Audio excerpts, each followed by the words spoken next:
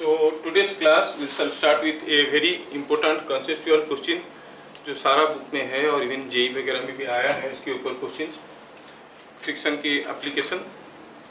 Previously हम लोग friction के सारे नुस्खे देख चुके हैं और उसमें हम लोग उसकी मैग्नीट्यूड, डायरेक्शन और पॉइंट ऑफ एप्लीकेशन के बारे में भी देखे थे। और उसमें ये देखे थे कि whenever a body is at rest, that means not sliding, the frictional force is equal to applied force. If the body is sliding, frictional force is equal to limiting frictional force, and that is equal to mu into r. And if the status of the body is not known, whether the body is sliding or at rest, then you have to find out both applied force and limiting frictional force. दोनों में से जो छोटा होगा वो होता है frictional force. तो चलो ये सारा केसेस में थोड़ा देख लेते हैं क्या दिया है। In each of following cases, find value of F for which block just starts moving. कितना फोर्स में हम पुश करेंगे थीटा एंगल में कि ब्लॉक जस्ट चलना शुरू करेगा। ब्लॉक जस्ट चलना शुरू करेगा मतलब the block is at the verge of motion. मतलब फिजिक्स के लैंग्वेज में कहें तो ये लिमिटिंग इक्विलिब्रियम में है, मतलब नेट फोर्स जीरो है। तो चलिए थोड़ा देखते हैं कि ये क्वेश्चन में F का वैल्यू क्या होना चाहिए कि ये बॉडी जस्ट चलना शुरू करेगा। खैर जस्ट चलना शुरू करेगा तो मैं क्या करता हूँ, इस क्वेश्चन को दूसरे पेज में लेता हूँ और उम्मीद करूंगा कि दूसरा क्वेश्चन को आप लोग करोगे।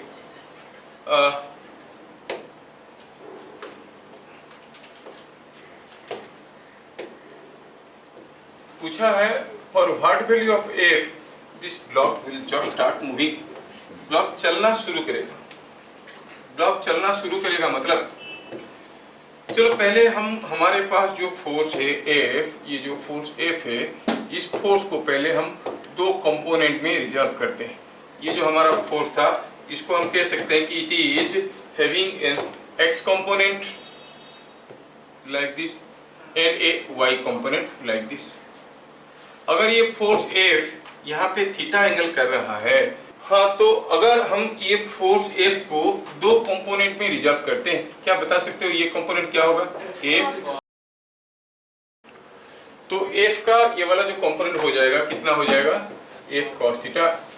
नहीं, तो पहले हमारे पास जो फोर्स था F, इसको मैं पहले क्या करता हूँ कि दो कंपोनेंट में रिजॉल्व करता हूँ। हॉरिजॉन्टल कंपोनेंट को कहेंगे F cos थीटा और वर्टिकल कंपोनेंट हो जाएगा F sin theta. Yes. Now by resolution of vectors, you know, any vector can be equivalently replaced by its resolved components. अब मैं F को यहाँ से भगाया, F के जगह ये फोर्स की जगह मैं बाकी दो फोर्स ले लिया। नहीं?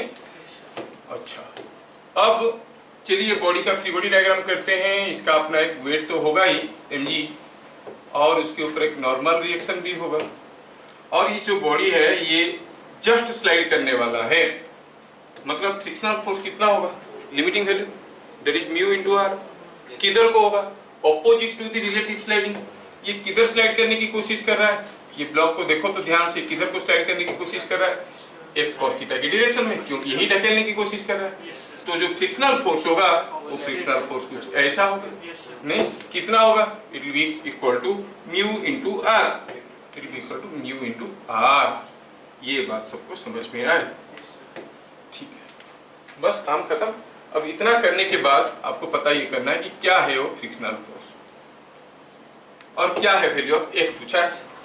Eight limiting equilibrium, at limiting equilibrium आपको हो गया sigma Fy is equal to 0, मतलब upward force is equal to downward force. Upward force है R, डाउनवर्ड है mg plus F sin theta. नहीं, R equal to mg plus F sin theta.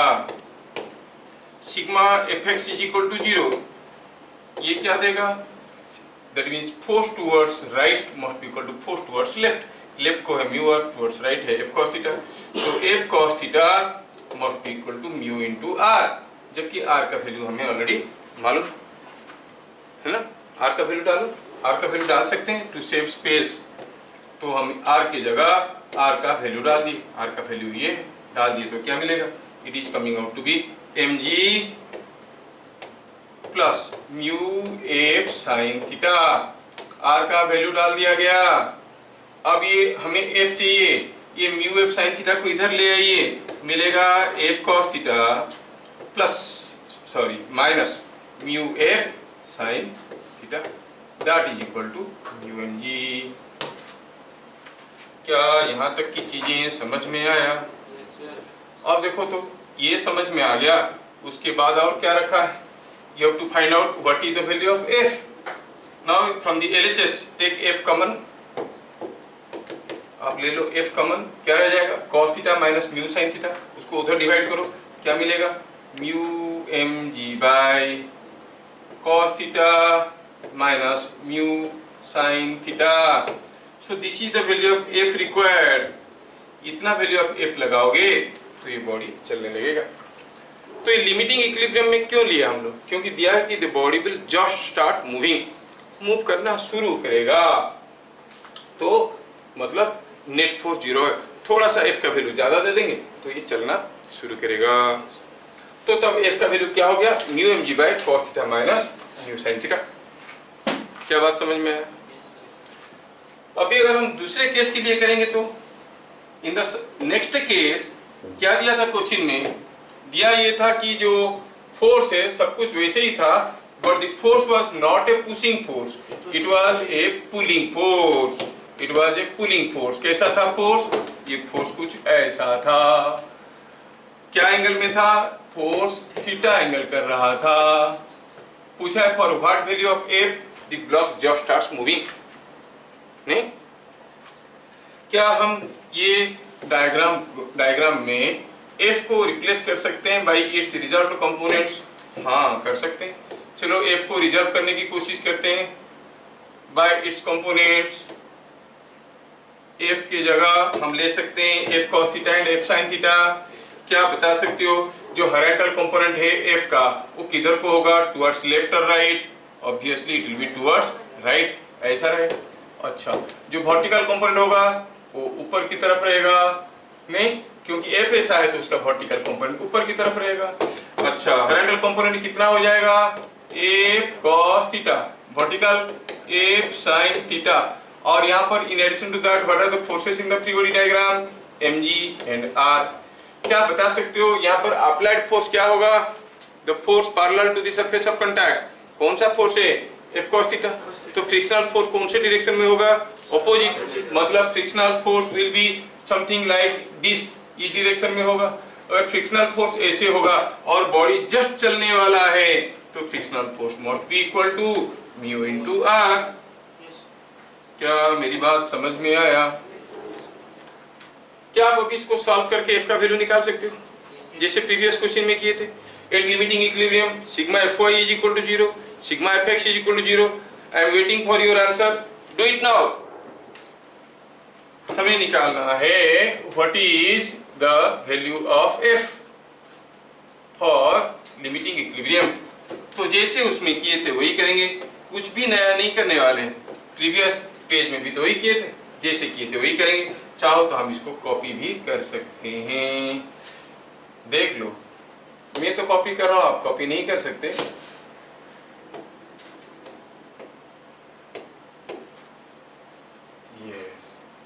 Eight limiting equilibrium, sigma fy is equal to 0। ध्यान से देखो, sigma fy is equal to 0 क्या देने वाला है, sigma fy 0 means upward force must be equal to downward force. Upward force क्या है, r and f sin theta, downward force क्या है, mg। तो r plus f sin theta is equal to mg, मतलब r क्या हो जाएगा, mg minus f sin theta. mg whole into mu minus 1 by cos theta minus sin। yes। अब mu minus 1 होगा, ध्यान से देखो। अब ये यस, तो ये r के जगह वैल्यू डाल दिया तो ये हो गया mu r। Exactly in the same way I am doing, जैसे मैं किया था। r f cos theta is equal to mu mg, mu into r होना चाहिए, तो mu mg minus mu f sin theta. अब इसको इधर ले आओ तो ये बन गया plus mu mg F cos theta plus mu F sine theta is equal to mu M G. अब यहाँ से एफ निकालो तो आ जाएगा प्लस, समझ में आया? तो force is coming out to be mu M G by cos theta plus mu sine theta, that is mu plus 1 no cos theta plus mu sine theta.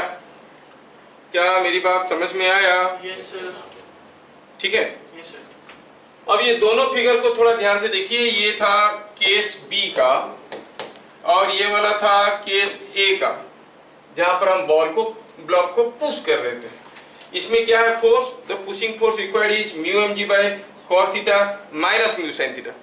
जबकि इस केस में एफ का वैल्यू क्या है? Mu M G by cos theta plus mu sine theta, मतलब दोनों ही case में numerator बराबर है। इस केस में cos theta plus mu sin theta है, जबकि दूसरे केस में it was cos theta minus mu sin theta. तो पुशिंग फोर्स ज्यादा हुआ कि पुलिंग फोर्स ज्यादा हुआ?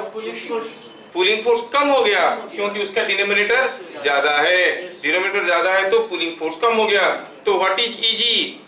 पुलिंग और पुशिंग? पुशिंग में नीचे रहेगा माइनस, नीचे माइनस रहेगा तो डिनोमिनेटर छोटा हो जाएगा, तो फोर्स ज्यादा हो जाएगा। ये तो पुलिंग वाला केस था। पुल और पुश समझ में आता है ना? मार खाओगे वो जिंदगी में, किसी को पुल करने के लिए बोलोगे तुम पुश कर दोगे, गया खत्म। पुल पुश समझ में आता है ना? हाँ, तो पुल करने का मतलब हुआ खींचना है। अब ये तो खींच रहा है, नहीं, पुश करने का मतलब हुआ दूर भगाना। तो पहला वाला केस में you are pushing by this force, यहाँ पर एक फोर्स लगा के हम उसको पुश करने की कोशिश कर रहे थे, है कि नहीं? और ये वाला केस में हम इसको पुल करने की कोशिश कर रहे हैं। जब पुल कर रहे हैं नीचे है cos theta plus mu sin theta, जब पुश कर रहे थे नीचे क्या था? cos theta minus mu sin theta. तो कौन बड़ा है, पुलिंग फोर्स की पुशिंग फोर्स? पुशिंग फोर्स बड़ा है। इजी क्या है? पुलिंग। तो ये अक्सर क्वेश्चन आ जाता है, what is easy? Pulling is easy और पुशिंग इज इजी, ठीक है। लेकिन जब तक मेंशन नहीं किया जाएगा डोंट टेल कि पुलिंग इजी होगा कि पुशिंग इजी होगा। सपोज ये टेबल है और मेरा हाइट जो है, मैं आपको केस दिखा रहा हूं। Before I go for explanation of that I would like to explain कि क्यों पुलिंग फोर्स कम हुआ, क्यों पुशिंग फोर्स ज्यादा हुआ। ये फिगर में देखिए, जब आप पुल कर रहे थे आपका पुलिंग फोर्स का एक हिस्सा ऊपर की तरफ था, इसीलिए आपका नॉर्मल रिएक्शन कम हो रहा था। क्या हो रहा था? mg minus f sin theta. Normal reaction was less, A component of pulling force was in the upward direction, जो कि नॉर्मल रिएक्शन को कम कर रहा था। जब पुश कर रहे थे ए component of the pushing force was downward और दैट वाज हेल्पिंग mg, तो यहाँ पर नॉर्मल रिएक्शन ज्यादा था, mg plus f sin theta. तो इस केस में नॉर्मल रिएक्शन ज्यादा है, इस केस में नॉर्मल रिएक्शन कम है। तो जहां पर नॉर्मल रिएक्शन कम होगा वहां पर फ्रिक्शनल फोर्स कम होगा। सो पुलिंग इज इजी। व्हाई? अगर कोई पूछेगा why pulling is easy? Because while pulling a component of the pulling force acts vertically upward and decreases the normal reaction. Frictional force is mu, है कि नहीं? लेकिन statement को थोड़ा और बढ़िया से समझेंगे। जैसे जैसे अभी हम लोगों को समझ में आया कि pulling is easy and pushing is difficult, तो थोड़ा सोचो तो, मैं अगर कोई एक ब्लॉक को ऐसे पुल कर रहा हूं, मान लो कि ये कोई एक ब्लॉक है, ये ब्लॉक को मैं ऐसे पुल करूंगा, या फिर सेम ब्लॉक को मैं ऐसे पुश करूंगा, दोनों ही केस में क्या नॉर्मल रिएक्शन में कोई बदलाव आएगा? दोनों ही केस में नॉर्मल रिएक्शन तो mg ही होगा, तो फ्रिक्शनल फोर्स भी वही म्यू आर ही होगा। तो यहाँ पर पुशिंग पुलिंग इजी है कि पुशिंग इजी है? दोनों इक्वल है। तो ऐसे बोल देना कि पुलिंग इजी है और पुशिंग डिफिकल्ट है, वो गलत हो गया। डिपेंड करता है कि कैसे पुश या पुल कर रहे हो। वो पूछेंगे pushing A garden roller is easy और pulling a garden roller. Garden roller होता कैसा है? ऐसा होता है, ऐसा डंडा रहता है, यहाँ पर हैंडल पकड़ के लोग पुश करते हैं। यहाँ तो यहाँ से पुश करेंगे तो ये चलेगा नहीं, या फिर पुल करेंगे तब भी चलेगा। In that case you are pushing और pulling like this. In that case pulling will be easy, pushing will be difficult. But when you are pushing it horizontally, pulling and pushing both are equally difficult, equally tough. तो ये generalise करके बोल देना कि pulling easy है और pushing difficult है, और गलत है ना? आप अगर कोई एक छोटे से टेबल को खींच के ले रहे हो, खींच के लेना आसान है कि ढकेल के लेना आसान है? वो डिपेंड करता है कि वो जो टेबल है उसको आप ऐसे पुल कर रहे हो, पुश कर रहे हो, कि ऐसे पुश कर रहे हो, डिपेंड करता है। अगर ऐसे हॉरिजॉन्टली पुश कर रहे होगे, पुश करना पुल करना इक्वली टफ होगा। अगर ऐसे दबा के पुश कर रहे होगे तो क्या होगा, pushing will be more difficult. ध्यान से देखना है कि पुशिंग फोर्स का कोई कंपोनेंट नॉर्मल रिएक्शन को बढ़ा तो नहीं रहा है। तो नॉर्मल रिएक्शन को बढ़ा रहा है तो आप कहोगे ये पुशिंग विल बी डिफिकल्ट।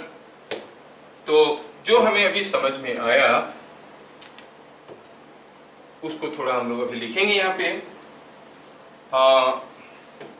तो क्या कंक्लूजन मिला पॉइंट सी में? पॉइंट सी में मिला 10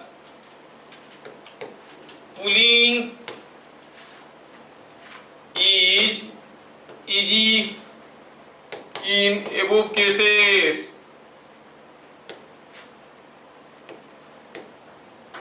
but in general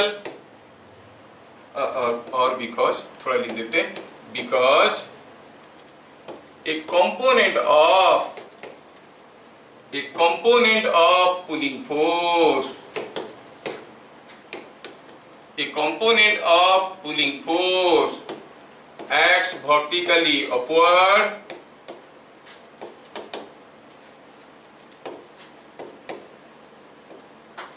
and therefore the normal reaction decreases.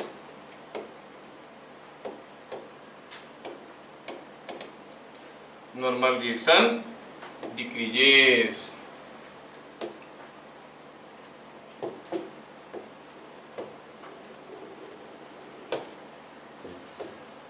However,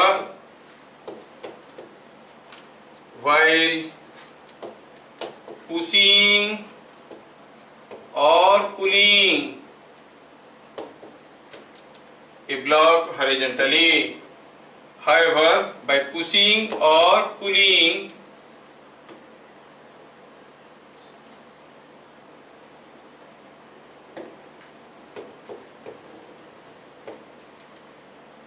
a block horizontally, कोई ब्लॉक को अगर हॉरिजॉन्टली पुश पुल करेंगे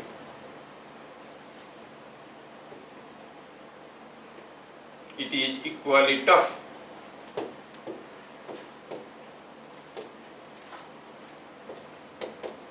it is equally tough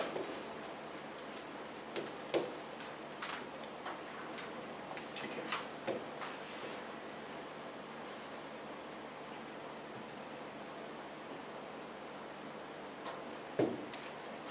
it is equally tough, ठीक है। तो ये मत याद रख देना कि पुलिंग इजी है, क्योंकि जेई एडवांस में आ चुका है 2008 का या 9 का। आप देखो जेई एडवांस, IIT जेई का बोल रहा हूँ, जेई मेन नहीं। पुशिंग इज इजी और पुलिंग इज इजी, आंख बंद करके बच्चे लिख दिए पुलिंग इज इजी, क्योंकि हर बुक में लिखा है।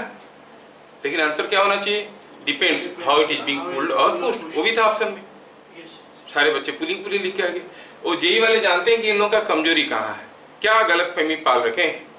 कोई आदमी चलता है तो फ्रिक्शनल फोर्स का डायरेक्शन क्या होगा, तुरंत बोल देते लोग पीछे की तरफ, हाँ होना किधर चाहिए आगे। वो लोग जानते हैं आप लोगों की कमजोरी कहाँ पे है और आपके टीचर्स क्या पढ़ाए होंगे, गेस कर लेते हैं, ठीक है ना। अच्छा, तो अगला बात, अभी अगर हम ये केसेस को देखेंगे, मिनिमम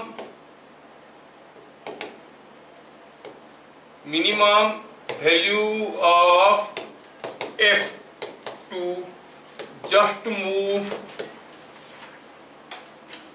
a body, कोई बॉडी को मूव करवाने के लिए मिनिमम वैल्यू ऑफ F, बहुत ही कम फोर्स में कोई एक बॉडी को मैं मूव करवाना चाहता हूं, तो हम क्या कहेंगे कि हम इसको कैसे पुल या पुश करेंगे। हम चाहेंगे कि इसका फ्रिक्शनल फोर्स कम हो जाए। फ्रिक्शनल फोर्स कम करने के लिए हमें क्या करना पड़ेगा, हमें कुछ इसको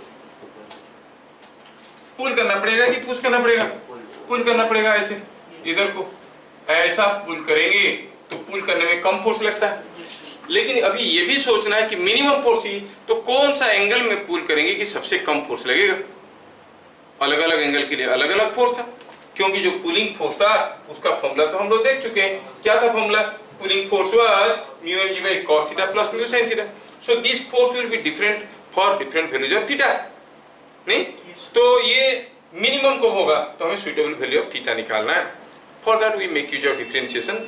ये जो डिनोमिनेटर है उसका differentiation with respect to theta must be equal to 0। तो minus sine theta plus mu cos theta must be equal to 0, वहां से निकलेगा tan theta equal to mu. आप लोगों को उतना अंदर कोई पूछेगा नहीं, आंसर याद रखो कि कौन सा एंगल में खींचने से मिनिमम फोर्स की जरूरत पड़ेगा, कौन सा एंगल में खींचने से मिनिमम फोर्स की जरूरत पड़ेगा। For F minimum, for F minimum और फॉर मिनिमम एफ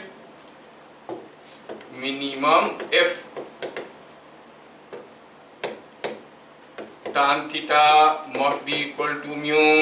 याद रखो tan थीटा क्या होना चाहिए, म्यू की बराबर होना जरूरी है।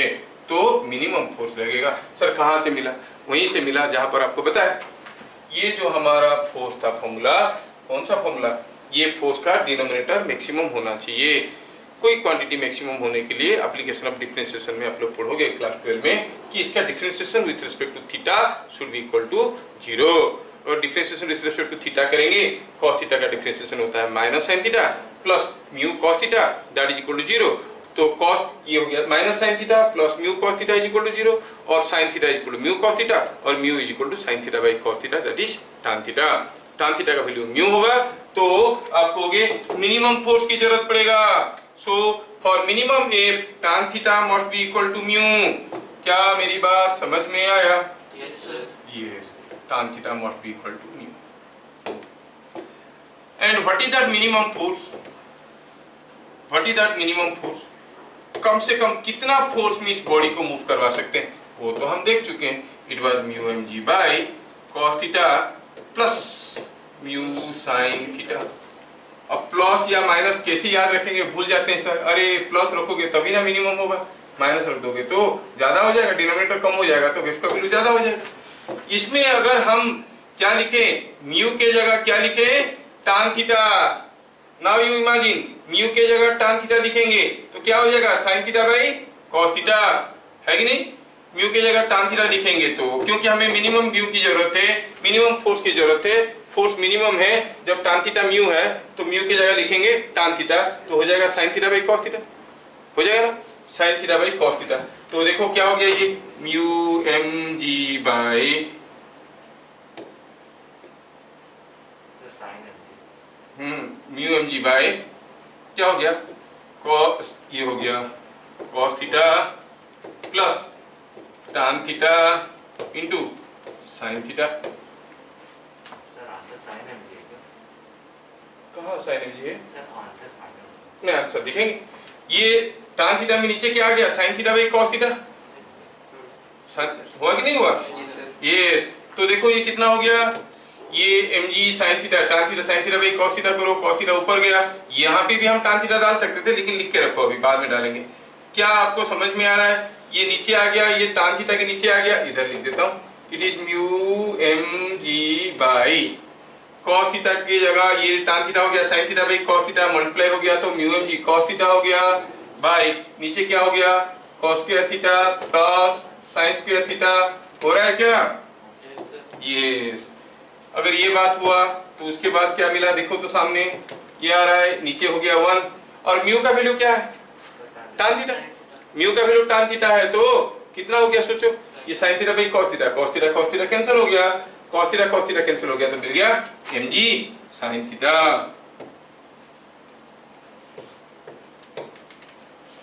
So what is the minimum force required, mg sin theta है। लेकिन हमें तो थीटा ही मालूम नहीं है। हाँ थीटा मालूम है, कितना है, tan थीटा इज म्यू। अच्छा tan थीटा अगर म्यू है तो क्या बता सकते हो sin थीटा कितना होगा, can you think? tan theta अगर म्यू है तो sin थीटा कितना होगा, क्या निकालना आता है? हाँ म्यू cos थीटा। अरे नहीं, तुम तो फिर राम का घर शाम के घर के सामने, शाम का घर राम के घर के सामने बोलने वाले। हाँ अब देखो हम कहेंगे tan theta is equal to mu, ये ट्रायंगल बनाओ, ये म्यू है, ये 1 है, ये थीटा है तो tan थीटा कितना हुआ, p बाई v म्यू। अच्छा ये म्यू है, ये 1 है तो ये कितना हो गया 1 प्लस म्यू स्क्वायर करो सब। तो साइन थीटा कितना हो जाएगा, mu P by H, mu by root over of 1 plus mu square. तो क्या हो गया ये, it is coming out to be mu M G by 1 plus mu square का रूट ओवर। क्या बात समझ में आया? तो कोई बॉडी अगर रखा है उसको मूव करवाने के लिए किसी हॉरिजॉन्टल सरफेस पे मिनिमम फोर्स क्या चाहिए, mu M G by root over of 1 plus mu square. School वाले नहीं पूछेंगे, चिंता की कोई बात नहीं, थोड़ा जान लो एक्स्ट्रा चीज क्या है। बात समझ में आया क्या? Yes, sir. So the minimum force required to move a body is mu mg by root over of 1 plus mu square। ये बात है। तो फिर से थोड़ा सा रिकैप कर लेते हैं, क्योंकि एक टोटल एक पैसेज था, एक टॉपिक था, ये टॉपिक का डिस्कशन करना बहुत जरूरी है। It started all like this. Question ऐसे था कि दो ब्लॉक रखे हुए हैं, दोनों का मास m है, they are kept on equally rough surfaces, mu is same. एक फोर्स लगा के थीटा एंगल में पुश करके मूव करवाना है या फिर पुल करके मूव करवाना है। दोनों ही केस में क्या फोर्स की जरूरत है, अगर थीटा एंगल में पुश कर रहे हैं तो पुशिंग फोर्स का एक कंपोनेंट नीचे की तरफ होने के कारण नॉर्मल रिएक्शन का वैल्यू बढ़ गया है। नॉर्मल रिएक्शन कितना बन गया, ये बन गया इधर mg plus F sine theta.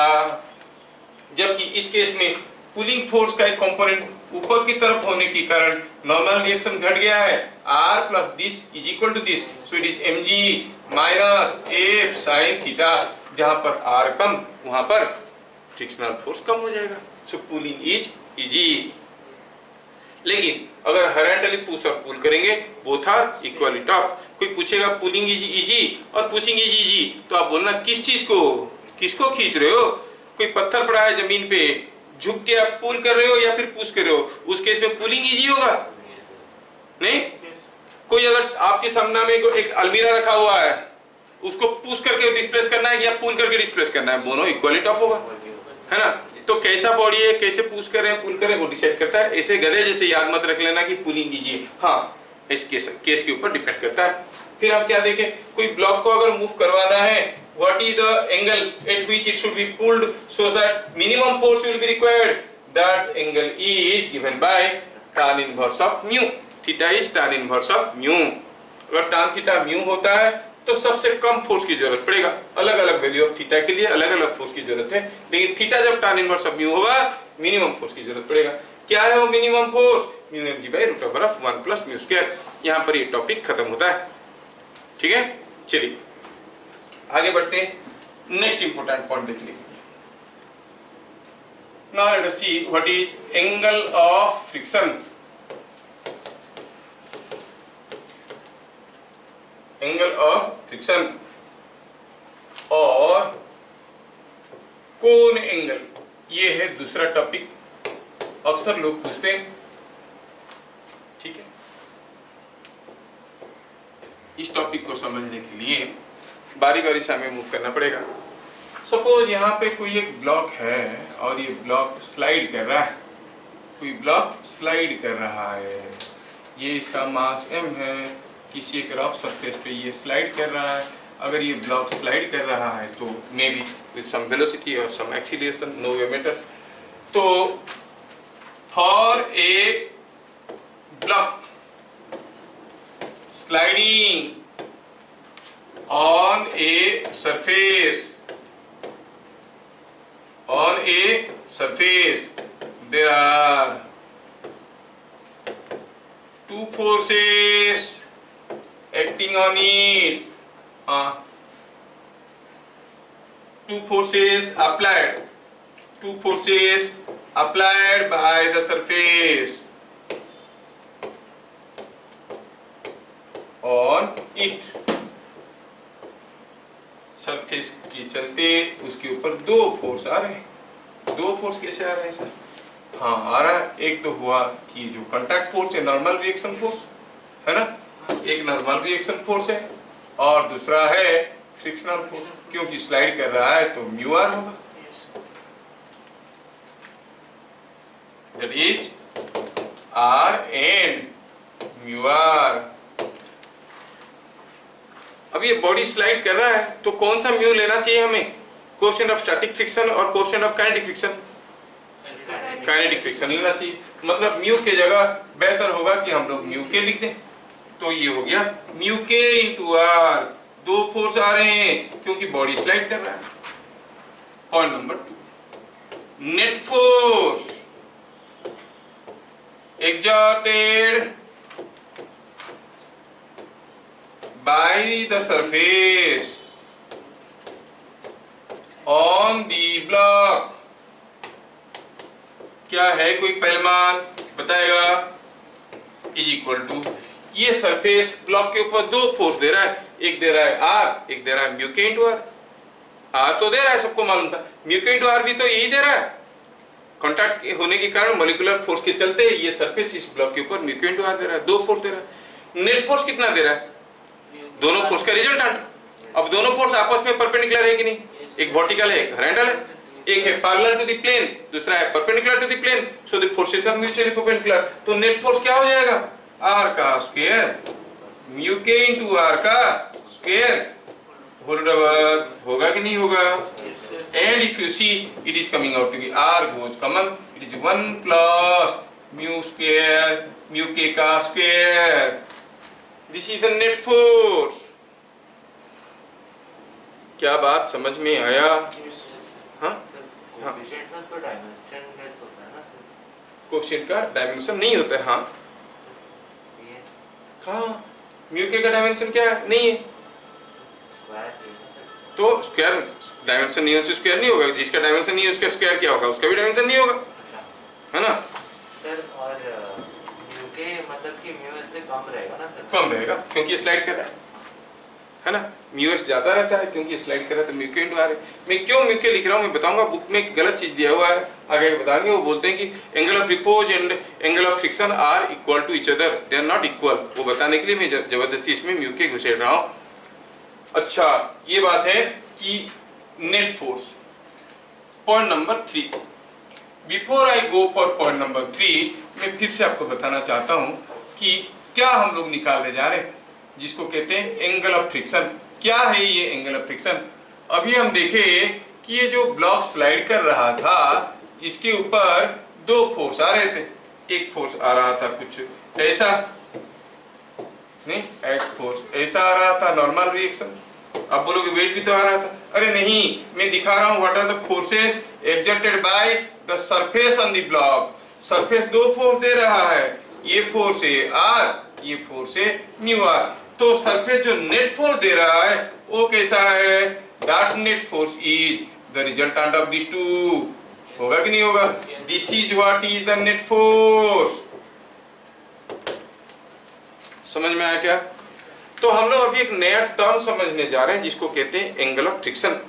और एंगल ऑफ फ्रिक्शन को यूजुअली हम लोग फाई से डिनोट करते हैं। कैसे करते हैं, फाई, ठीक है, फाई एंगल ऑफ फ्रिक्शन। और क्या कहते हैं, कोन एंगल। क्यों कहते हैं cone angle, why not cylindric angle, कुछ दूसरा तो दिखेंगे। एंगल ऑफ फ्रिक्शन किसको कहते हैं, now I am coming to the definition. When a body is sliding this on a surface, the surface exerts two forces on it. The net force exerted by the surface is given by mu r ka square plus r ka square whole over. The angle between the net force and the normal force is called angle of friction. समझ में आया क्या। Angle of friction क्या है, the angle between the net force by surface and normal force by surface is called angle of friction. इसको कहते हैं angle of friction. ठीक है, क्या है ये angle of friction. Angle of friction phi क्या है, ये तो आर और म्यू आर का रिजल्टेंट था, कौन, नेट फोर्स, नहीं ये था नेट फोर्स, ये आपका नेट फोर्स था। क्या बता सकते हो नेट फोर्स और आर के बीच में जो एंगल है उसको अगर आप एंगल ऑफ फ्रिक्शन कहेंगे तो tan फाई क्या हो जाएगा, P by P mu R by R. Mu R मतलब म्यू के आर की mu s R, mu k R by R, it is mu k. So angle of friction is nothing but tan inverse of coefficient of kinetic friction. क्या बात समझ में आया? ठीक है. तो एंगल ऑफ फ्रिक्शन क्या है? It is the angle between, ये स्कूल में डेफिनेशन पूछेंगे, फॉर्मूला भी पूछेंगे. What is angle of friction? It is the angle between the net reaction force and the normal reaction force. It's called angle of friction. हाँ, ये नहीं पूछेंगे कि इसको कोन एंगल क्यों बोलते हैं.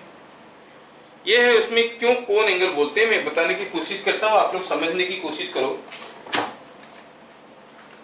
देखते हैं हम दोनों कामयाब होते कि नहीं होते हैं. सपोज ये एक ब्लॉक आपके सामने ऐसे रखा हुआ है. देखो, अगर ये ब्लॉक ऐसे रखा है तो इसके ऊपर तो कोई फ्रिक्शनल फोर्स है नहीं. अब ये ब्लॉक को मैं अगर ऐसे मूव करवाऊंगा, जस्ट इमेजिन ऐसे मूव करवा रहा हूँ, तो उसके ऊपर जो फ्रिक्शनल फोर्स है वो इधर को आ रहा है और नॉर्मल रिएक्शन फोर्स ऐसे आ रहा है. ये फोर्स और ये फोर्स का जो रिजल्टेंट होगा कुछ ऐसे होगा. मतलब इसके ऊपर जब ये ऐसे स्लाइड कर रहा है, इसके ऊपर जो नेट फोर्स आ रहा है वो ऐसे आ रहा है, क्योंकि फ्रिक्शनल फोर्स ऐसा है, नॉर्मल रिएक्शन ऐसा है, इन दोनों का रिजल्टेंट ऐसा है. So when this block is moving in this direction, the net force is like this. अगर ब्लॉक मेरे तरफ आएगा तो ऐसा होगा, होगा कि नहीं होगा? ये अगर ब्लॉक रैंडमली मूव करने लगेगा, जो नेट फोर्स है वो ऐसे ऐसे ऐसे ऐसे होगा. It will traverse the surface of a cone and the semi vertical angle is nothing but the angle of friction. So इसलिए इसको कोन एंगल भी कहते हैं. कोन का सेमी वर्टिकल एंगल को कोन एंगल कहते हैं. समझ में आया? तो इसलिए इसको कोन एंगल नाम से बुलाया जाता है. समझ में आया? सो आपको अभी समझ में आ गया कि what is angle of friction and what is cone angle. क्या मैं सबको समझा पा रहा हूँ ठीक ठाक? यस. चलिए अगला देखते हैं. बहुत ज्यादा इंपॉर्टेंट एक torque, that is called angle of repose. इसको थीटा आर से और थीटा जीरो से डिनोट करेंगे. एंगल ऑफ रिपोज, स्पेलिंग थोड़ा बढ़िया से देखो. रिपोज क्या है? क्या है ये एंगल ऑफ रिपोज? अगर हम कहेंगे कि ये ब्लॉक को अगर मैं इस कॉपी के ऊपर स्लाइड करवाता हूं तो कुछ फ्रिक्शनल फोर्स होता है. इसके और इसके बीच में कोएफिशिएंट ऑफ फ्रिक्शन कितना है? हाँ, जो भी है पता कैसे करेंगे कितना है? कोई बोलेगा तब ना. 0.5 है कि 0.6 है कि 0.7 है कि कितना है? हम लोग तो अभी तक हमें लग रहा था कि फ्रिक्शन का सब कुछ आता है, लेकिन म्यू कैसे पता करेंगे वो कभी सोचे नहीं थे. This will help you to know the value of mu. आप क्या करोगे? एंगल ऑफ रिपोज क्या है पहले देखो. किसी एक प्लेन के ऊपर किसी एक ब्लॉक को रखे और प्लेन को धीरे धीरे धीरे धीरे टेढ़ा करते जाओ, टेढ़ा करते जाओ, टेढ़ा करते जाओ. एक पर्टिकुलर एंगल के बाद ये फिसलना शुरू करेगा. जिस एंगल में फिसलना शुरू किया हॉरिजॉन्टल के साथ, उस एंगल को कहते हैं एंगल ऑफ रिपोज. समझ में आया क्या? If a block is kept on a plane and the inclination of the plane is gradually increased, the angle of the plane with the horizontal at which the block just starts sliding is called angle of repose. समझ में आया क्या? अच्छा, तो फिर वो angle of repose क्या है हम लोग देखेंगे. The angle of an inclined plane to the horizontal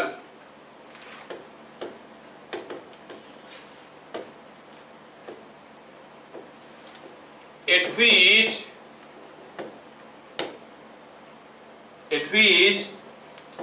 a body kept on it just starts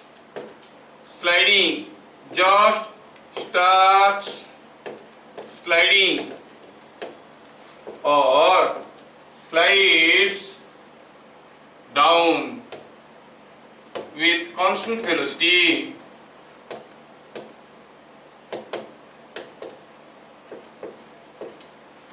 Slides down with constant velocity is called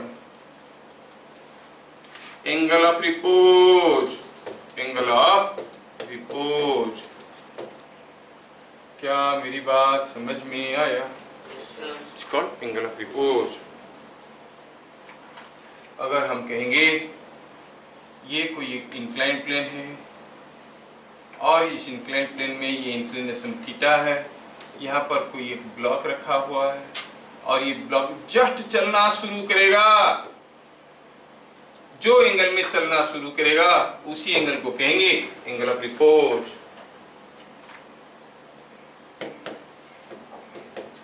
eight theta is equal to theta 0, body just starts sliding,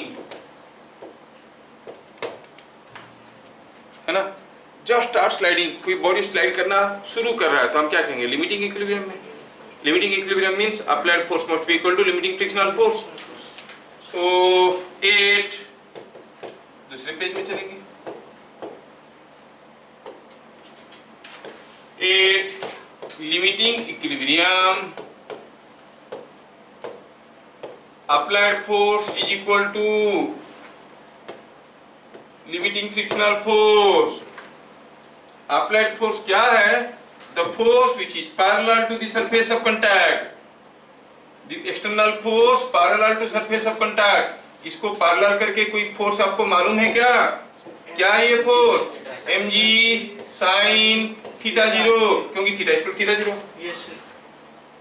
नहीं, mg sin theta 0। अच्छा, और यहाँ पर इसके ऊपर एक normal reaction भी तो आ रहा होगा, लेकिन आपको बढ़िया से मालूम है कि there is a reaction force also and this force, this I mean this mg sin theta 0 ये हुआ तो ये हो जाता है mg cos थीटा 0, और रिएक्शन फोर्स क्या होता था? mg cos थीटा 0, और फ्रिक्शनल फोर्स क्या होता था? म्यू इनटू r, क्योंकि लिमिटिंग इक्विलिब्रियम में है। Yes sir. क्या मेरी बात समझ में आ रहा है? Yes sir.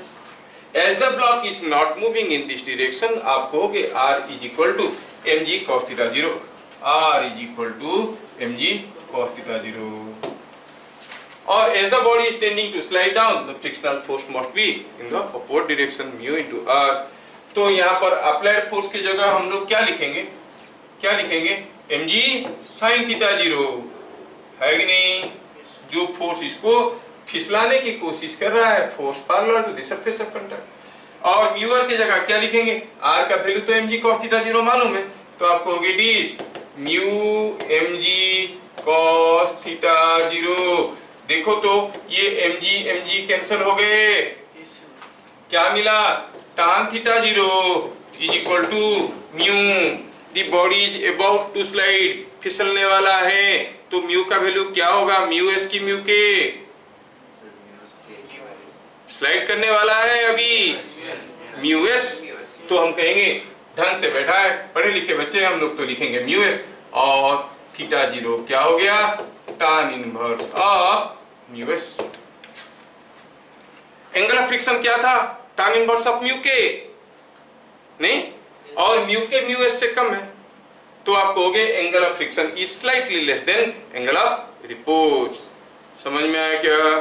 तो यहाँ पर हम देखें कि the angle of repose is tan inverse of mu s। समझ में आया? अब दो ब्लॉक के बीच में क्या है फ्रिक्शनल फोर्स जानने की सबसे आसान तरीका है। मेरे को पूछा गया कि बताओ ये इंक्लाइन प्लेन और ये वुडन ब्लॉक, इन दोनों के बीच में कोएफिशिएंट ऑफ फ्रिक्शन क्या है? I go on tilting this one at certain angle, say something like 30 degree, the block just start sliding. ये ब्लॉक स्लाइड करना शुरू किया, मतलब इसके और इसके बीच में म्यू कितना है? tan 30, that is 1/√3, that is 0.57। तो coefficient of friction between this block and this is 0.57। तो किसी भी दो सरफेस के बीच में हम फ्रिक्शनल फोर्स भी, म्यू कोएफिशिएंट ऑफ फ्रिक्शन का वैल्यू भी निकाल सकते हैं। मैं इसलिए स्टेटमेंट को बताया कि करीब 2015 के आसपास के VPOA में ये पूछा गया था, tell us a method, interview में पूछा गया था, how to calculate frictional force between the exam board you have and your pen. आपका एग्जाम बोर्ड लेके गए थे, एग्जाम बोर्ड और पेन के बीच में कोएफिशिएंट ऑफ फ्रिक्शन कितना है, कैसे पता करोगे बताओ? हमारा लड़का था, बता दिया था, उसको मिला था, ठीक है, दास करके था। तो ऐसा हुआ कैसे निकालेंगे? आप बोर्ड के ऊपर पेन को रखो, बोर्ड को धीरे धीरे टेढ़ा करो, जितना एंगल में फिसलना शुरू किया tan थीटा हो गया म्यू, नहीं? अच्छा, तो एंगल ऑफ फ्रिक्शन हो गया tan inverse of mu 0, tan inverse of mu s। तो यहाँ पर नोट करने की लायक हुआ phi is angle of friction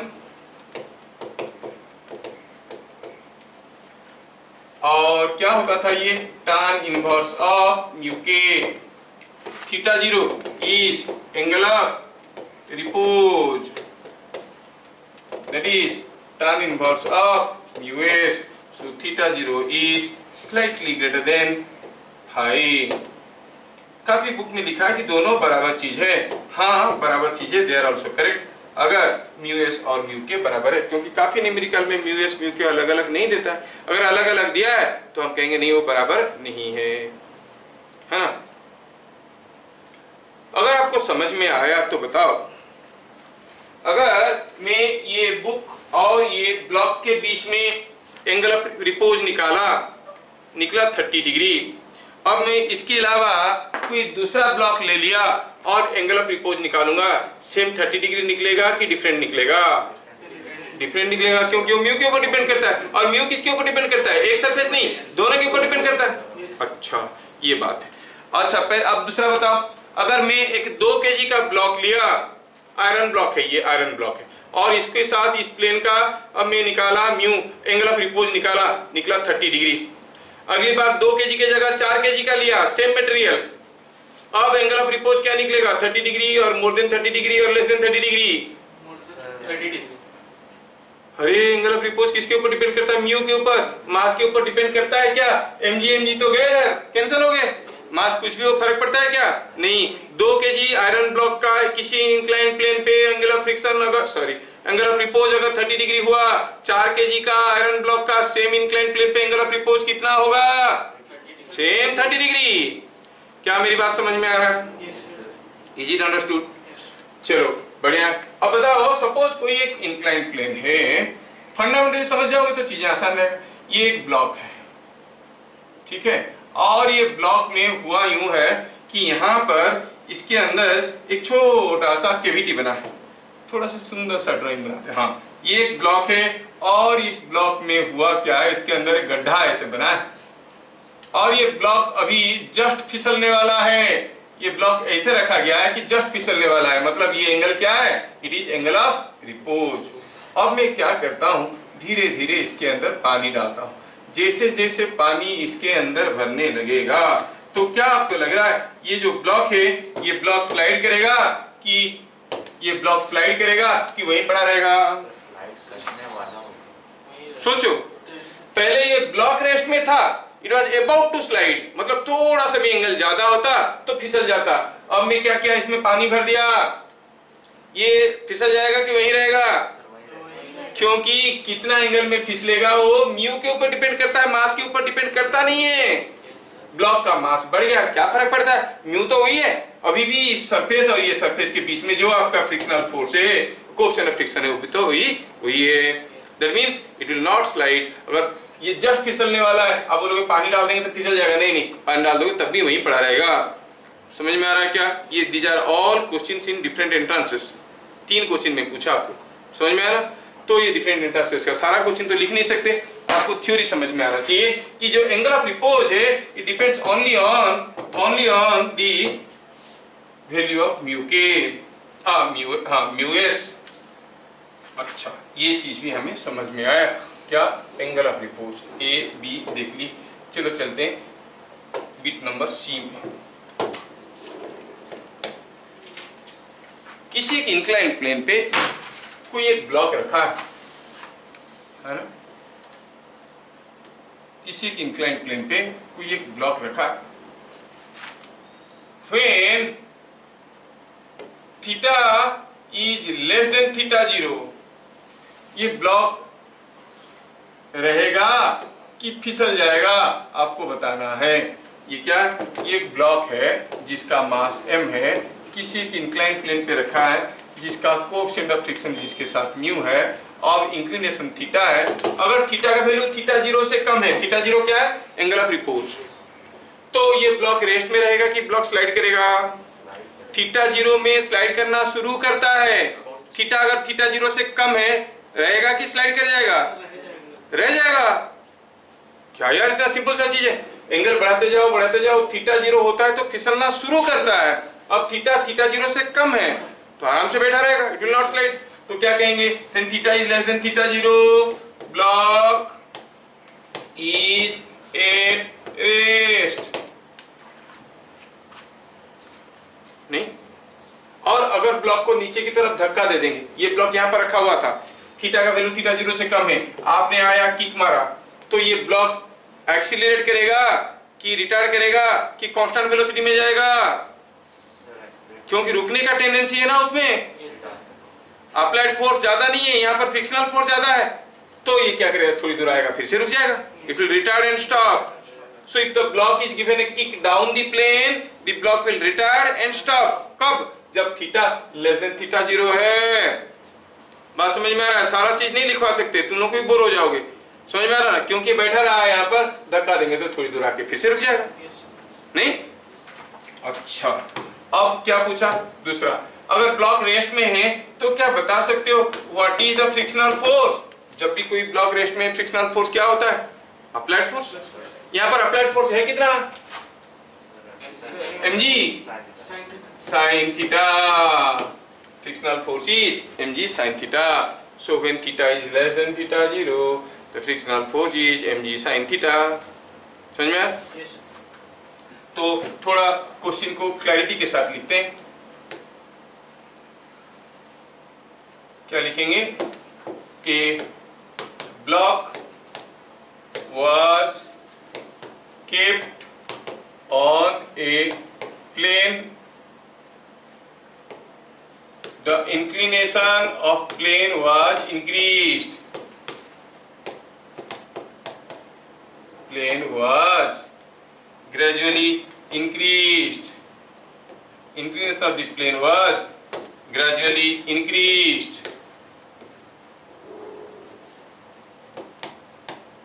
gradually अगर इंक्रीज करते हुए जाएंगे, फिर theta is less then theta 0, the block is at rest. ये बात समझ में आया कि ब्लॉक रेस्ट में रहेगा और फ्रिक्शनल फोर्स कितना हो जाएगा? mg sin theta.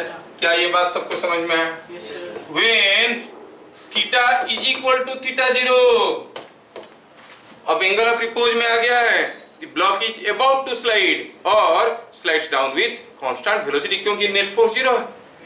Eight angle of repose आप जानते हो कि mg sin theta equal to mu mg cos theta. कैसे जानते हो सर? बताया तो नहीं? अरे बताने की क्या जरूरत है, हम पहले भी बता चुके हैं कि at angle of repose you know fa is equal to fl, so mg sin theta equal to mu mg cos theta 0। Frictional force और अप्लाइड फोर्स दोनों बराबर है। अच्छा, ये बात है। तो हम कहेंगे when theta equal theta 0, block is about to slide और slides down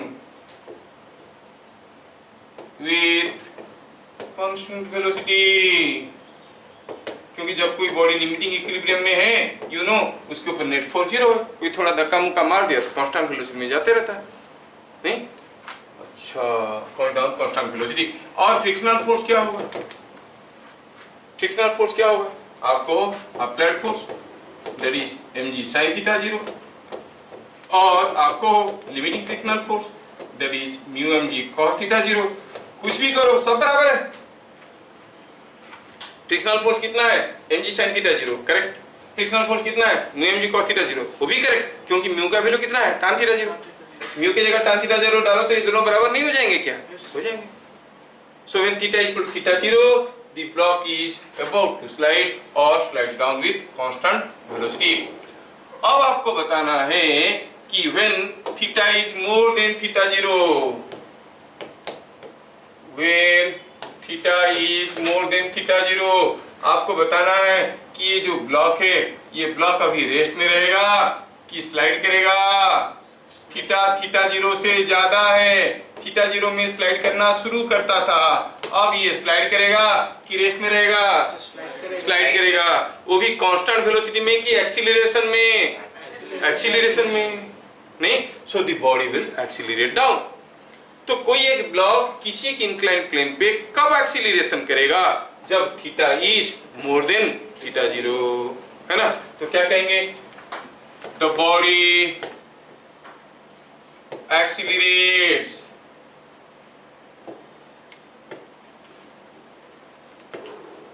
down the plane, body accelerates down the plane, नीचे की तरफ एक्सीलरेशन करेगा। क्यों? क्योंकि यहाँ पर हमारा applied force limiting frictional force से ज्यादा है, और जब applied force limiting frictional force से ज्यादा है तभी बॉडी एक्सीलरेट करता है। जब तक applied force limiting frictional force से कम होता है बॉडी मूव नहीं करता है, और फ्रिक्शनल फोर्स अप्लाइड फोर्स होता है। Applied force limiting frictional force के बराबर होता है तो बॉडी मूव करने वाला होता है, उसको लिमिटिंग इक्विलिब्रियम कहते हैं। और जब applied force limiting frictional force से ज्यादा होता है तो बॉडी एक्सीलरेट करता है। क्या आपको याद है कि क्या होता है वो acceleration? Applied force minus FL by, very good. क्या बता सकते हो what is the acceleration? What is the applied force here? The force parallel to the surface of contact. कौन सा है ये? mg sin थीटा, है कि नहीं? माइनस लिमिटिंग फ्रिक्शनल फोर्स, वो होता है म्यू आर। और आर क्या है आपको मालूम है? यहाँ पे कितना है value of R? mg cos theta, और म्यू आर तो हो जाएगा mu mg cos theta whole divided by m। क्या मेरी बात समझ में आया? यस। और ये हो गया m तो ऊपर नीचे से खा गया, मिला g sin theta minus mu cos theta. So the acceleration down the plane does not depend on the mass. कोई खाली ब्लॉक होता, स्मूथ प्लेन होता, कोई फ्रिक्शन नहीं होता, तो एक्सीलरेशन कितना होता? mg sin theta by m, that is क्या हो जाता? ये हो जाता mg sin theta by m, मतलब g sin थीटा हो जाता। अगर ये स्मूथ होता तो म्यू का वैल्यू 0 डाल दो, क्या g sin थीटा नहीं मिल रहा? मिल रहा है। अगर स्मूथ नहीं है, अरे भाई ये तुम कहां से आ गए, तुमको तो नहीं चाहिए। अगर स्मूथ नहीं है तो क्या हो जाएगा? इसमें म्यू आ गया और एक्सीलरेशन बन गया g sin theta minus mu cos theta. तो कोई स्मूथ प्लेन में ब्लॉक जल्दी जल्दी एक्सीलरेट करके फिसलेगा कि रफ प्लेन में जल्दी जल्दी एक्सीलरेट करके फिसलेगा? स्मूथ में, क्योंकि रफ में तो ये माइनस म्यू cos थीटा आ गया।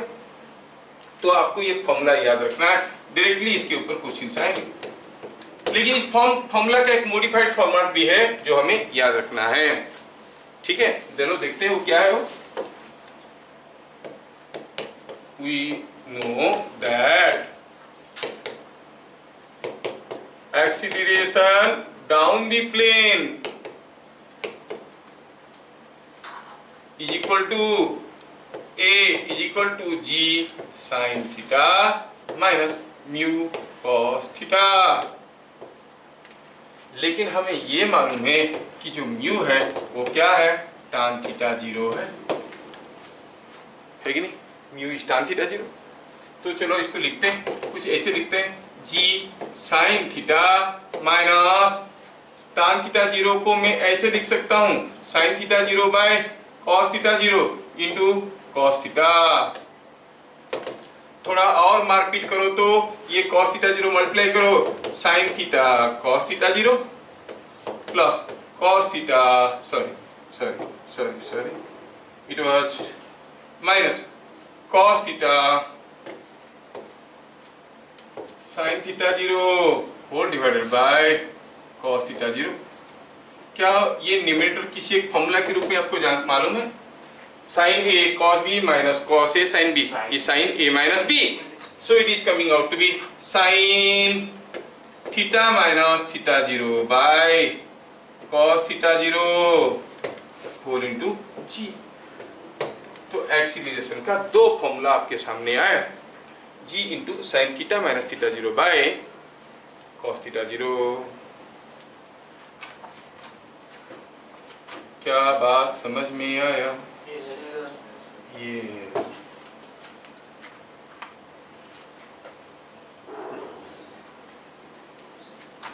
ठीक है। लास्टली हम देखना ये चाहते हैं कि variation of frictional force with inclination theta. Frictional force का वेरिएशन हम प्लॉट करना चाहते हैं, कैसे? विथ थीटा के साथ। थीटा के साथ फ्रिक्शनल फोर्स का वेरिएशन कैसे होता है? अगर किसी एक इंक्लाइंड प्लेन का इंक्लिनेशन को बदलते जाएंगे, how will be the variation of inclination of frictional force. चलिए मैं अब प्लॉट करना चाहता हूं what is the frictional force. हम जानते हैं कि frictional force is mg sin theta. कब? जब थीटा लेस देन थीटा 0 है। इट इज mg और म्यू mg sin थीटा और mg cos theta. mg sin theta था, ठीक है, ये इक्वल टू f0 तक भी हुई था। और जब थीटा मोर देन थीटा 0 था तो it was coming out to be mu mg cos theta. It was mu mg cos theta. अब थीटा को बढ़ाएंगे तो फ्रिक्शनल फोर्स बढ़ेगा। थीटा को बढ़ाएंगे, लेकिन जब तक थीटा 0 से कम है फ्रिक्शनल फोर्स कैसे बढ़ेगा? साइन कर्व जैसे होता है ऐसा बढ़ेगा। साइन कर्व कैसे होता है? ऐसे जाता है साइन कर्व, ऐसे ऐसा होता है साइन कर्व, यूं। तो इस साइन कर्व की तरह बढ़ेगा। कब तक? जब तक थीटा का वैल्यू थीटा 0 ना हो जाए। जब तक थीटा का वैल्यू थीटा 0 ना हो जाए। सपोज थीटा का वैल्यू यहाँ पे थीटा 0 है, तो यहां तक ये साइन थीटा वाला ग्राफ लेके चलेगा। उसके बाद फ्रिक्शनल फोर्स क्या होता है? म्यू mg cos थीटा वाला ग्राफ होता है, नहीं? और cos थीटा वाला ग्राफ कैसे होगा? cos थीटा वाला ग्राफ के लिए थोड़ा मुझे कलर दूसरा यूज करना है। cos थीटा वाला डायग्राम कुछ ऐसा होता है, क्योंकि जब साइन थीटा 0 है cos थीटा मैक्सिमम है, जब साइन थीटा मैक्सिमम है cos थीटा 0 है कि नहीं? ये क्या मेरी बात समझ में आ रहा है? Yes sir. ये कुछ ऐसा गया। जब ये मैक्सिमम था, साइन थीटा मिनिमम था, cos थीटा मिनिमम था, ऐसा कर। तो डायग्राम में मैं कुछ ऐसा बनाया, ठीक है, ठीक है। तो हम देख रहे हैं कि ये जो ग्राफ है ये यहां तक साइन थीटा वाला ग्राफ ले रहा है, यहां से इसके बाद cos थीटा वाला ग्राफ ले रहा है। मतलब ये जो ग्राफ था ये तो बेकार का था, ये किसी काम का है नहीं। इधर तो ये था, मतलब डायग्राम कैसे हो गया? ध्यान से देखो तो ये डायग्राम कुछ ऐसा हुआ है, ऐसा गया है, ऐसा साइन कर्व जैसे टेढ़ा है और फिर इधर से ऐसे घटा है, नहीं? जब थीटा का वैल्यू 90 डिग्री हो जाएगा, वो ब्लॉक इसके ऊपर कोई नॉर्मल रिएक्शन देगा क्या? ये मैं ये पेन को वॉल के साइड में फिसला देता हूं, क्या फ्रिक्शन होगा? कोई नॉर्मल रिएक्शन है ही नहीं, तो फ्रिक्शनल फोर्स क्या हो जाएगा? 0। मतलब थीटा का वैल्यू जब π/2 हुआ तो आप कहोगे ये मैक्सिमम हो गया। तो फिर डायग्राम को अगर हम ढंग से ड्रा करना चाहेंगे तो हम कुछ ऐसा करेंगे। ये डायग्राम कुछ ऐसा हुआ, इतना गंदा हुआ कि क्या कहें, चलिए बना देते हैं। ये डायग्राम ऐसा हुआ, ये ऐसा हुआ और ये वैल्यू पहुंचे। ये एग्जैक्टली स्मूथ नहीं रहेगा, ये थोड़ा डायग्राम कुछ ऐसा रहेगा, ये ऐसा और ये ऐसा, ठीक है ना? और याद रखें कि ये जो वैल्यू है वो है theta is equal to π/2, theta 0 है, ये थीटा 0 है और ये क्या है? ये है π/2। यस, और आगे की ये जो नाड़े निकले हुए हैं उनको भगाओ, ये किसी काम का नहीं है। तो ये जो में ये कौन सा था? mg sin थीटा, ये mu mg cos theta. The diagram variation is something like this। तो मैं डायग्राम पूछा लेकिन डायग्राम कोई नहीं पूछेगा। क्वेश्चन क्या आया था? If inclination a block is kept on a plane, the inclination of the plane was gradually increased। बढ़ाते गए। Comment upon the variation of frictional force। आप क्या कहोगे?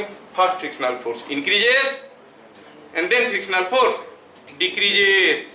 कितना एंगल के बाद? वो दे देगा म्यू का वैल्यू 45 डिग्री है, सॉरी म्यू का वैल्यू 1 है। अब tan इनवर्स ऑफ म्यू क्या हो गया? 45 degree.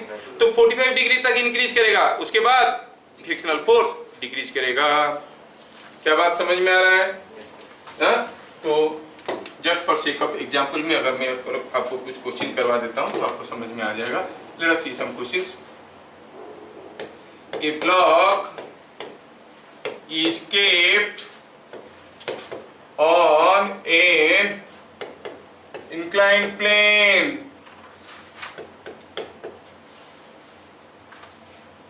and the inclination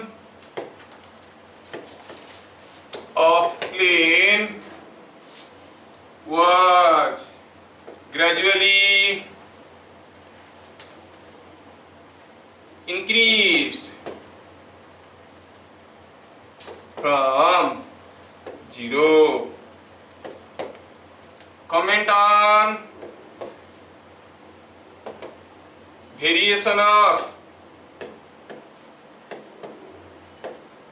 frictional force. Frictional force की वेरिएशन के ऊपर बात करिए, कैसा होगा बताइए। तो क्या लिखेंगे? क्या लिखेंगे आंसर में? Frictional force increases till theta is equal to theta 0 and that is equal to tan inverse of mu, then it decreases। समझ में आया क्या? एंगल ऑफ रिपोज तक वो बढ़ेगा, उसके बाद वो घटेगा। क्वेश्चन समझ में आया? आंसर समझ में आया? ठीक है। Next question. A block of mass 4 kg is sliding on a rough horizontal surface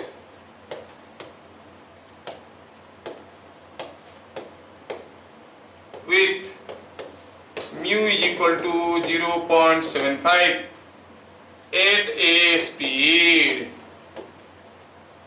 6 meter per second. Find net force exerted by plane on block। ध्यान से समझें। कोई ब्लॉक स्लाइड कर रहा है कौन है हॉरिजॉन्टल सरफेस के ऊपर। पूछा है वो सरफेस ब्लॉक के ऊपर क्या फोर्स दे रहा है, क्या क्या डाटा दिया है। फोर्स दिया है, ब्लॉक का मास, स्पीड दिया है 6 मीटर पर सेकेंड, न्यू दिया है 0.75। क्या आपको याद है जो नेट फोर्स होता था it was the resultant of R and mu R. R and mu R का रिजल्टेंट है वो। हॉरिजॉन्टल सरफेस है, कोई ब्लॉक किसी एक हॉरिजॉन्टल सरफेस पे अगर स्लाइड कर रहा है, क्या आप बता सकते हो आर कितना है? आर कितना होगा? mg होगा कि नहीं होगा? और ये अगर स्लाइड कर रहा है तो फ्रिक्शनल फोर्स कितना होगा? म्यू आर, मतलब म्यू mg। हाँ नो, तो ये हो गया म्यू mg। बात समझ में आया क्या? आया समझ में? अगर ये बात है तो चलो ठीक है, बताओ। आर है, अब हम जानते हैं कि जो नेट फोर्स पूछा है उसका मैग्नीट्यूड क्या हो जाएगा? ये हो जाएगा इसका square whole over because they are mutually perpendicular, so it is R का स्क्वायर mg का स्क्वायर म्यू mg का स्क्वायर होल ओवर। अच्छा, mg मतलब कितना है? 40 का स्क्वायर, म्यू mg मतलब म्यू हो गया 0.75 मतलब 3/4 इंटू 40 का स्क्वायर कितना हो गया? इज नॉट इट 30 का स्क्वायर, 40 का स्क्वायर, 30 का स्क्वायर होल ओवर कितना हो गया? 50 Newton. The net force is 50 Newton. आया समझ में? The net force exerted is 50 Newton. बढ़िया। क्या करें, समय की पाबंदी है और थोड़ा जल्दी जल्दी पढ़ाना भी पड़ता है। I'll try to arrange some extra classes to compensate the loss.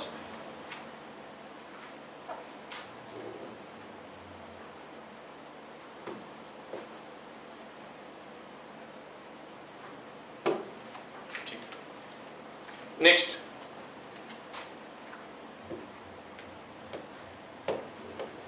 a block slides down an inclined plane. बहुत ही इंपॉर्टेंट क्वेश्चन है, वेरी वेरी इंपॉर्टेंट। मान लो स्कूल वाले तो पक्का डालेंगे, बहुत मजा आता है उनको डालने में। A block slides down an inclined plane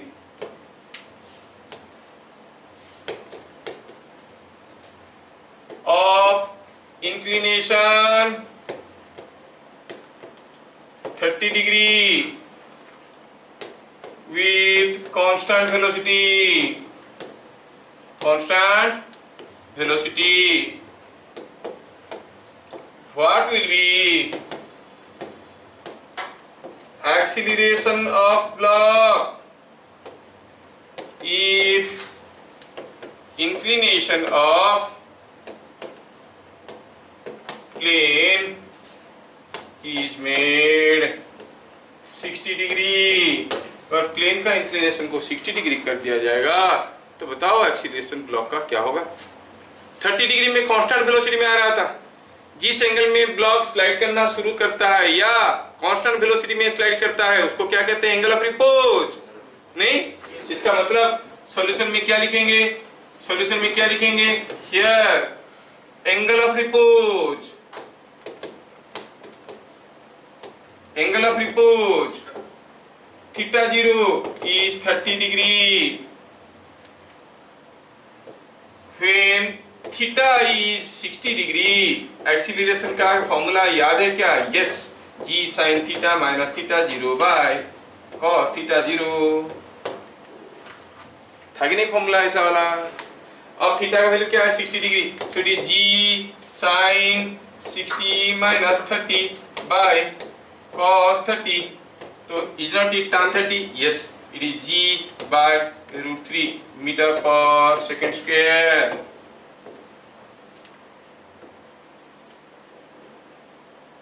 क्या बात समझ में आया? Yes sir.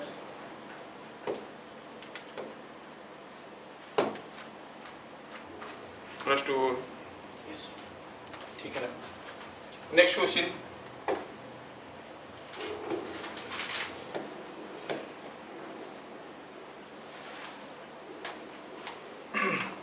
ये क्वेश्चन जेई एडवांस में आया था, मेरे ख्याल से आप लोग इसको पक्का बना लोगे। यहाँ पर दो ब्लॉक रखे हुए हैं, ये दोनों ब्लॉक एक दूसरे के साथ पास पास रखे हुए हैं, एक दूसरे के पीठ पे बैठे हुए हैं। ये दोनों ब्लॉक का मासेस अलग अलग है, m1 m2, इनके कोएफिशिएंट ऑफ फ्रिक्शन भी अलग अलग है और ये प्लेन का इंक्लिनेशन थीटा है। IIT जेई एडवांस का क्वेश्चन है, कोई बताएगा तो ऑब्वियसली मुझे अच्छा लगेगा। MCQ क्वेश्चन है, कोई कैलकुलेशन है नहीं। The two blocks will slide down together, down together, ये दोनों एक साथ नीचे आएंगे। इफ चॉइस दिया गया है m1 is greater than m2, m2 is greater than m1, mu1 is greater than mu2, mu2 is greater than mu1।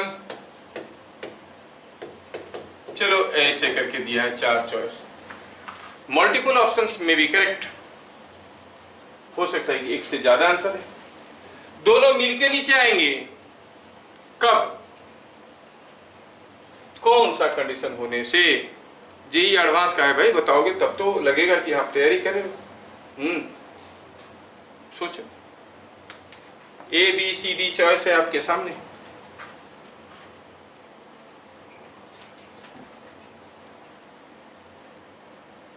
अच्छा, ये कितने जल्दी जल्दी नीचे आएंगे, क्या इनके मासेस के ऊपर डिपेंड करता है? Option C. Option C is correct देगा, ऑप्शन सी इज करेक्ट, क्योंकि मास के ऊपर तो डिपेंड नहीं करता कितने जल्दी जल्दी आएगा। अगर ये जल्दी जल्दी आएगा, ये धीरे धीरे आएगा, तो ये आगे भाग जाएगा, ये पीछे रह जाएगा। अगर ये धीरे धीरे जाएगा और ये जल्दी जल्दी जाने की कोशिश करेगा तो ये उसकी पीठ पे हरदम बैठा रहेगा, है कि नहीं? तो मतलब m2 को जल्दी जल्दी आना चाहिए, m1 को धीरे धीरे आना चाहिए। m2 जल्दी जल्दी कब आएगा? जब म्यू कम होगा, μ2 must be less than μ1, और बराबर होगा तब भी मिलके जाएंगे। You are very correct, option C is correct. देखो जेई एडवांस का क्वेश्चन है, ज्यादा पुराना नहीं, ये 15-16 का ही क्वेश्चन मिलेगा आपको, जेई एडवांस का, मेन का नहीं बोल रहा हूँ। समझ में आया? Okay, next question.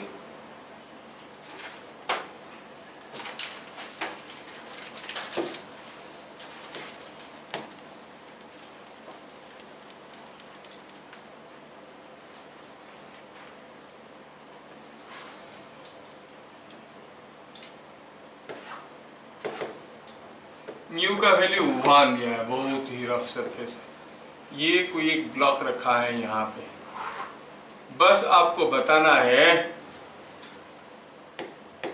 ये एंगल 30 डिग्री दिया है, ये है m।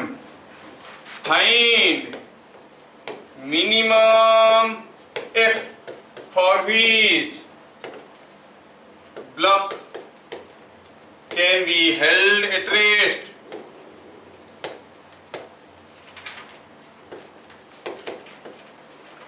बताने वाले को शाबाशी मिलेगा। f का मिनिमम वैल्यू क्या होना चाहिए कि ब्लॉक को रखेगा, रेस्ट में रख पाएगा। मिनिमम वैल्यू ऑफ f,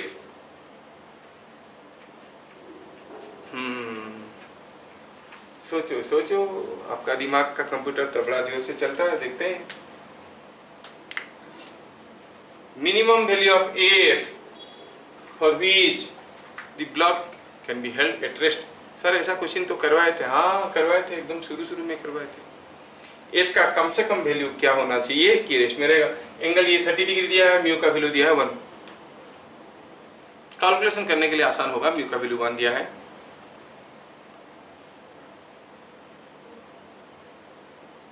कोई तो हाँ बोलो। mg/√2। mg/√2 पहला आंसर आया, mg/√2। मतलब f का वैल्यू अगर mg/√2 होगा तो ये बॉडी को रेस्ट में रख पाएगा, मिनिमम वैल्यू ऑफ f। हाँ, एनी अदर आंसर?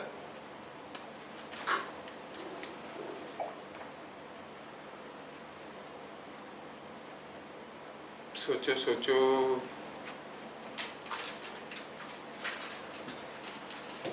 सोचो सोचो।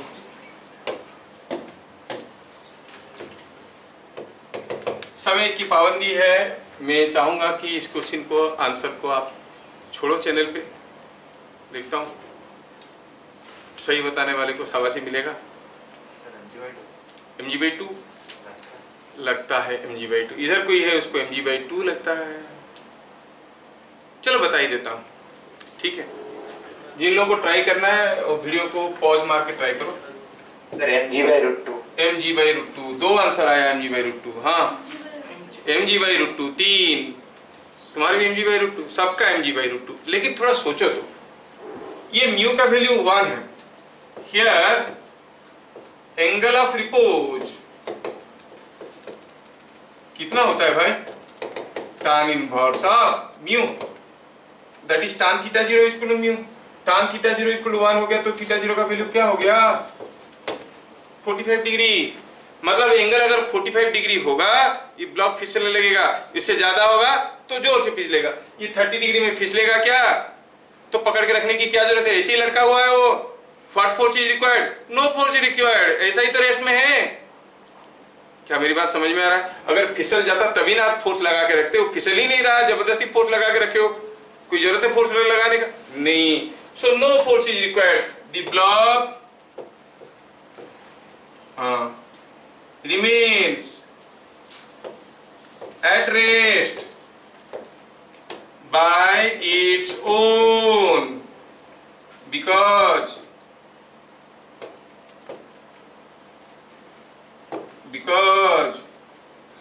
theta is less than theta 0, so no force is required। कोई फोर्स की जरूरत नहीं है, वो ऐसे ही बैठा हुआ है। आप आराम से चेयर पे बैठे हुए, कोई दूसरा आपको पकड़ के रखा है, गिर जाएगा। अबे क्यों गिरेगा, बैठा है आराम से, है कि नहीं? तो क्या फोर्स चाहिए उसको रोके रखने के लिए? कोई फोर्स नहीं चाहिए, ऐसे ही लटका हुआ है। समझ में आया कि नहीं?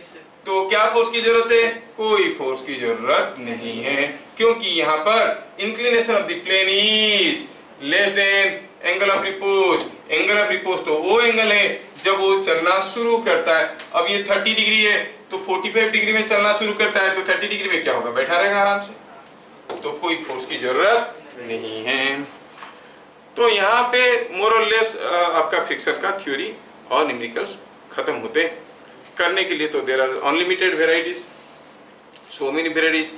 मेडिकल एंट्रांसेस में मोस्टली फिगर रिलेटेड क्वेश्चंस नहीं आते हैं, और फ्रिक्शन का मोस्ट ऑफ द क्वेश्चंस जो आपको बुक में मिलेंगे वो फिगर रिलेटेड मिलेंगे। हम भी ढेर सारे करवाते हैं, but they are meant for JEE and JEE advance. ठीक है, तो फिगर रिलेटेड क्वेश्चंस आप कर सकते हो, आपका जो बुक्स प्रिस्क्राइब किया गया उसमें है ढेर सारा, आप कर सकते हो। और अगर if you need more questions, so many videos are there, मैं शेयर कर लूंगा। And next class we are going to start with another interesting article, that is work, energy and power. बड़े मजेदार है कि नहीं? सो अगले क्लास हम लोग कुछ काम करेंगे, मतलब वर्क करेंगे, समझ में आया? फिर अपना एनर्जी और पावर को भी दिखाएंगे। फिर मिलेंगे अगले क्लास, तब तक के लिए जय हिंद। जय हिंद सर।